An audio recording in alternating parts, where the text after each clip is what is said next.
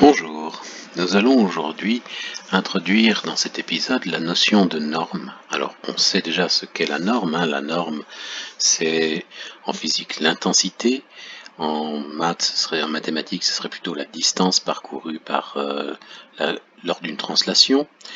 Donc prenons le point de vue mathématique, on prend un point de départ, on applique un vecteur à ce point, donc on translate le point, on en obtient un deuxième point, un second point, et la distance entre ces deux points, la distance parcourue, c'est la norme du vecteur.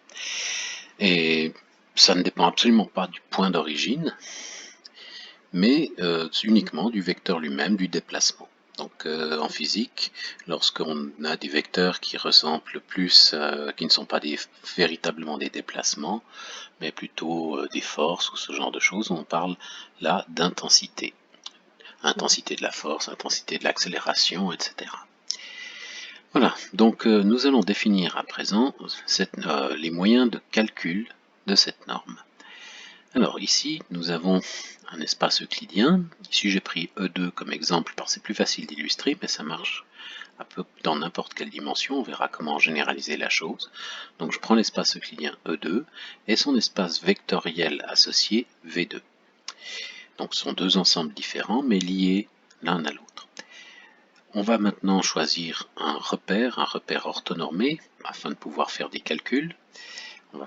Ce repère, on peut le définir à partir d'un point d'origine et des positions des points unités sur les axes. Donc sur le premier axe E1, sur le second axe E2. Ici, tout ce qu'il nous faut, c'est que OE1 et OE2 soient à une distance 1 pour que ce soit normé et qu'ils soient orthogonaux entre eux pour que ce soit ortho. Un ortho normé, perpendiculaire et de longueur 1. Ici, en plus, j'ai pris un repère orienté positivement. Pour le calcul de la norme, ça n'a pas d'importance, ce sera plus tard que ça prendra vraiment une grande importance, l'orientation. Une autre façon de donner un repère, et qui est une façon totalement équivalente, c'est de donner le point d'origine et une base de l'espace vectoriel euclidien associé. Alors cette base, ici en général, c'est équivalent vraiment entre les deux. Nous n'avons pas besoin de choisir, mais c'est deux façons de donner exactement la même chose. Ici par exemple, si je suis parti de O, E1 et E2, donc si je suis parti de là, B1 et B2 sont les vecteurs. Alors B1 c'est OE1 et B2 c'est OE2. Voilà. Donc dans notre vue ici par exemple, nous avons le point O, le point E1, le point E2, et dans l'espace vectoriel euclidien associé, nous avons le vecteur B2 ici, B1 ici, et là le vecteur B2, qui correspondent donc à ces déplacements.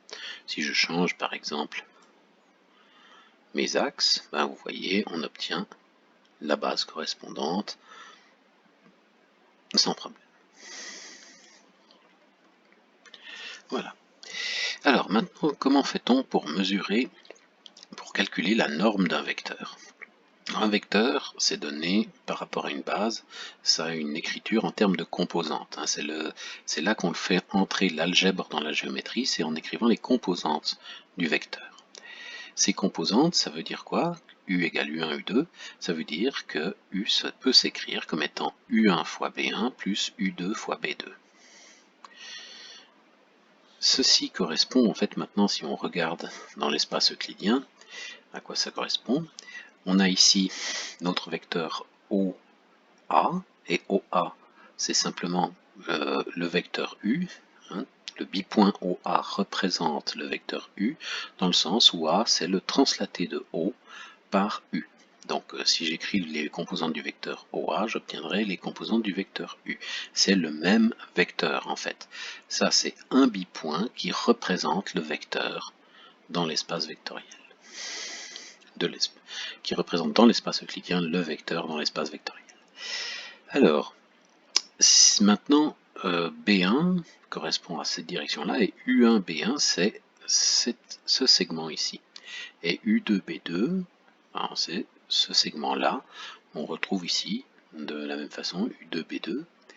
Donc nous avons ici un représentant, en prenant ce point jusqu'ici, un représentant de U1, B1, et de ce point jusqu'à l'extrémité de notre vecteur, jusqu'au point A, nous avons un représentant de U2, B2. Donc on s'aperçoit qu'ici on a les longueurs U1 et U2. Là, on a un angle droit. Et pourquoi est-ce qu'on a un angle droit? Parce que nos axes sont perpendiculaires entre eux. Si nos axes n'étaient pas perpendiculaires entre eux, nous n'aurions pas un angle droit. Donc c'est vraiment important que le repère soit orthonormé. Et maintenant, on obtient un joli triangle rectangle dont les cathètes sont U1 et U2. Et l'hypoténuse, du coup, c'est la norme, c'est la distance entre O et A. Et du coup, c'est la norme du vecteur U. Donc maintenant on applique le théorème de Pythagore. La norme du vecteur U, qui est ici, s'obtient comme la distance entre O et A, qui est égale à la racine carrée de U1 carré plus U2 carré. Voilà, nous avons obtenu maintenant une formule qui nous permet de calculer la norme. Donc je rappelle, le vecteur U a les composantes U1, U2, à lui correspond un point de coordonnées U1, U2. Ces coordonnées se lisent comme étant les cathètes d'un triangle rectangle dont la norme du vecteur est l'hypoténuse. Voilà, donc nous avons ici un moyen de calculer. Alors regardons avec des données numériques ce que ça nous donne. Donc le vecteur ici U, c'est le vecteur 3,5, 2. Donc pour obtenir U, je peux faire 3,5 fois B1 plus 2 fois B2. J'ai uniquement mis les parenthèses ici pour bien distinguer le scalaire du vecteur. Sans ça, c'est inutile. Donc, nous avons ici notre vecteur U, qui donc de composante 3,5, qui correspond à un point de coordonnées 3,5, 2. Et sa norme, c'est donc 3,5 au carré plus 2 au carré, le tout à la racine carrée, ce qui fait ici 4,03. On pourrait mesurer cette distance et ça nous ferait 4,03 si ceci est 1. Remarquons que ça marche pour n'importe quel vecteur. On peut changer notre vecteur. Voilà, pas de problème. Prenons même un vecteur dont les composantes sont qui admet une composante négative. Donc moins 1,03 B1 plus 2,77 B2. Donc ça nous fait un vecteur dont on peut calculer la norme. Et ici, on s'aperçoit quelque chose d'extrêmement important, une source d'erreur. C'est bien sûr que les coordonnées ici sont au carré. Les coordonnées aux composantes sont au carré. Donc s'il y a un signe moins, le carré va tuer ce signe. Donc ici, on n'obtiendra que des nombres positifs. Alors la source d'erreur, c'est parfois que certaines personnes peuvent oublier que le carré concerne aussi le signe. Je sais que ça paraît évident, mais il faut rappeler quand même les choses évidentes quand elles ne le sont pas tant que ça. Voici un vecteur dont les deux coordonnées dont les deux composantes sont négatives. Là aussi encore, donc tout marche, on peut calculer ça pour n'importe quel vecteur, sans difficulté. Alors, une seconde chose qu'on pourrait remarquer ici, c'est que cette notion de distance ne devrait dépendre en fait que de la notion de 1, que de la notion de ce qu'est l'unité, ce qu'est la longueur unité, pas la position des points E1 et E2. Et en fait, c'est vrai, si je change le repère, si je prends un autre repère, vous voyez, la norme n'a pas changé. Prenons encore un repère différent. Voilà, la norme ne change pas. La norme est totalement conservée. Elle ne dépend que du choix de l'unité et pas de la position du point de départ, du repère. Donc c'est indépendant totalement du repère. Et c'est même indépendant de O. Je pourrais changer O. Oups, c'est pas ce que je voulais faire. Je pourrais changer la position de O. Voilà, ça ne change pas le vecteur. Le vecteur le bipoint qui représente le vecteur est transporté avec notre vecteur, avec notre point O, donc il n'y a pas de changement. Par contre, lorsqu'on change la notion d'unité, à ce moment-là, la norme, bien sûr, va changer. Donc il faut faire très attention à prendre la bonne unité, s'il y en a une, ou sinon ben, on spécifie vraiment que nous voulons que 1 soit représenté par tel couple de points, que OE1 c'est vraiment 1. Voilà, donc ça dépend en fait si on a, ça n'est utile de comprendre ça que si on a le problème de savoir si la distance existe ou non, si elle nous est donnée ou non, disons. La distance dans la langue géométrie euclidienne, elle fait partie des axiomes, elle existe, mais on ne nous a pas nécessairement précisé ce qu'elle était. On n'a pas toujours les moyens de la calculer. Donc si on a un mètre étalon, pas de problème, on sait à ce moment-là ce qu'est la distance, c'est totalement déterminé, on est capable de calculer toutes les distances, mais si on ne dispose pas de mètre étalon, alors il y a une part d'arbitraire qui concerne tout le monde, hein, qui concerne toute la science.